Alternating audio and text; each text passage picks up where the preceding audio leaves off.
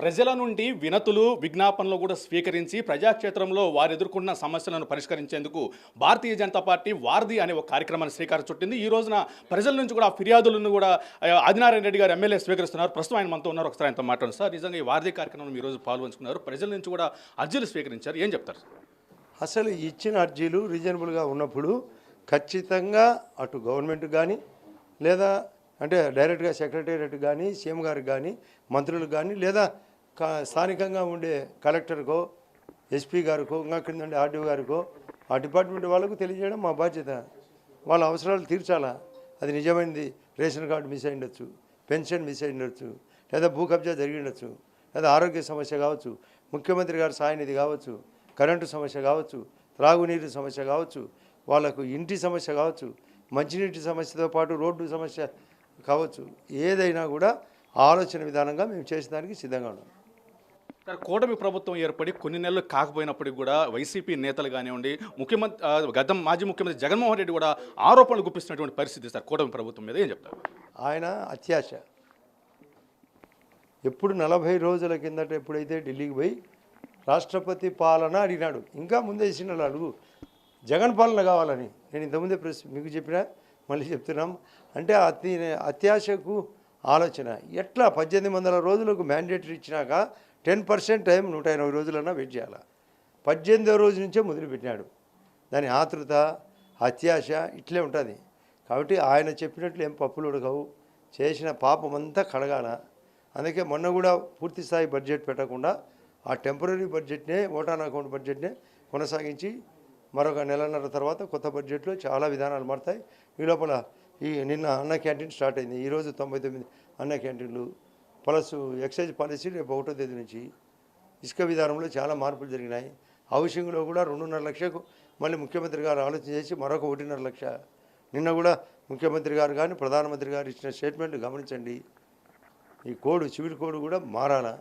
ఈ దేశం 3వ స్థానం రావాలా. ఆంధ్రప్రదేశ్ మొదటి స్థానంలో ఉండాలా. దీనికి మా కూటమి బ్రహ్మాండంగా పనిచేస్తుంది. మా ముద్దుగా మా వారధిలో మేము పనిచేస్తాం. మా సారథులు బాగుంటారు, మా వారధి బాగుంటుంది. సార్, కొద్ది రోజులను చూసుకుంటుంటే వైసీపీ నేతలు కూడా అంటే విదేశాలకు వెళ్ళేటువంటి ప్రయత్నం చేస్తున్నారు. తాజాగా నిన్న కూడా అవినాష్ రెడ్డి, ఎవరైతే దేవినేని అవినాష్ కూడా శంషాబాద్ ఎయిర్పోర్ట్లో దుబాయ్కి వెళ్ళబోతున్న సందర్భంలో కూడా అక్కడ అధికారులు అడ్డుకున్నారు. ఏం చెప్తారు సార్?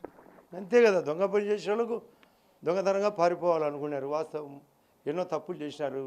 ఇక్కడ హైకోర్టులో బెయిల్ కూడా ఇచ్చే పరిస్థితి లేదు. అవినాష్ దౌర్జన్యం చేసినది వాస్తవం.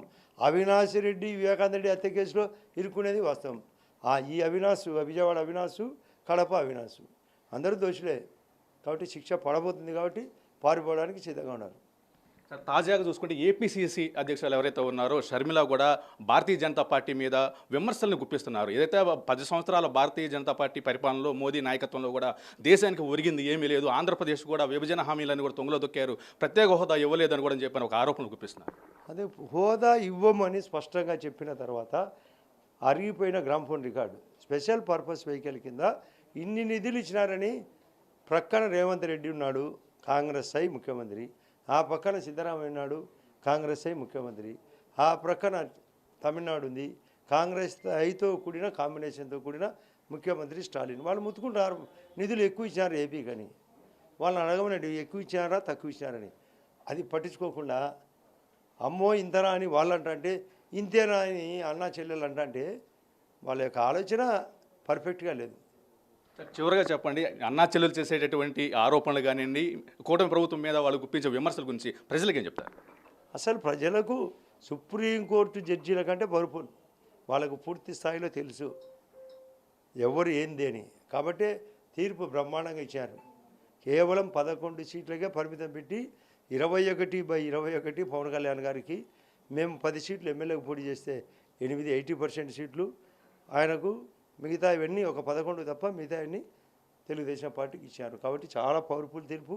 వాళ్ళకు విచక్షణ చాలా ఎక్కువ ఉంది.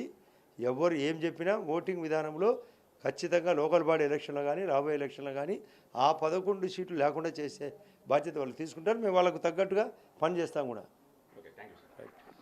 భారతీయ జనతా పార్టీ ప్రజలకి మరింత చేరువయ్యేందుకు కూడా వారధి అనే కార్యక్రమానికి ఒక కార్యక్రమం శ్రీకారం చుట్టడం జరిగిందని ఈ క్రమంలోనే ప్రజల నుంచి తీసుకున్నటువంటి అర్జీలు కూడా సంబంధిత అధికారులకు పంపించి వారి సమస్యల పరిష్కారం కూడా పెద్ద పీట వేసేందుకు మేము కృషి చేస్తామని కూడా ఆయన సందర్భంగా చెప్తున్నారు. ఏదైతే ఆంధ్రప్రదేశ్ రాష్ట్రంలో వైఎస్ఆర్ కాంగ్రెస్ పార్టీ తరపు నుంచి జగన్మోహన్ రెడ్డి, అదేవిధంగా కాంగ్రెస్ నుంచి షర్మిల ఎదురైతే అన్నా చెల్లెలు చేసేటటువంటి ఆరోపణలు మాత్రం సత్య దూరం ఉన్నాయని చెప్పి అయితే ఆయన అయితే తిప్పికొడుతున్నటువంటి పరిస్థితి. ఏదైతే కేంద్ర ప్రభుత్వం పొరుగు రాష్ట్రాలతో పోల్చుకుంటే ఆంధ్రప్రదేశ్కి ఎక్కువ నిధులు ఇచ్చినటువంటి పరిస్థితులు నెలకొని ఉన్నాయని, రానున్న రోజుల్లో కూడా ఆంధ్రప్రదేశ్ అభివృద్ధి కూటమి వల్లే సాధ్యమని ఆదినారాయణ రెడ్డి అయితే స్పష్టం చేస్తున్నారు. కెమెరామ్యాన్ విజయ్తో వరప్రసాద్, ఆర్టీవీ, విజయవాడ నుంచి.